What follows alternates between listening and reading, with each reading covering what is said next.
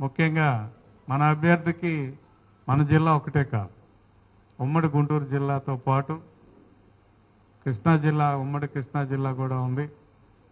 కావున మనం ఎవరికి వాళ్ళు ఏ నియోజకవర్గం ఆ నియోజకవర్గం పార్టీల వారీగా ఎవరెవరు బాధ్యతలు తీసుకొని బాధ్యతల ప్రకారం మనం పనిచేయాల్సిన కార్యక్రమం ఉందని మీకు తెలియజేసుకుంటూ, మనం అందరం కూడా దానిలో భాగస్వాములై మమేకమై 3 పార్టీలు కలిసిమెలిసి రాజకీయ అధికారం సంపాదించాం.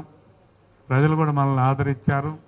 ఈ 2 జిల్లాల్లో కూడా ఒకటి కూడా ప్రతిపక్షానికి సంబంధించిన ఎమ్మెల్యే కూడా లేరు.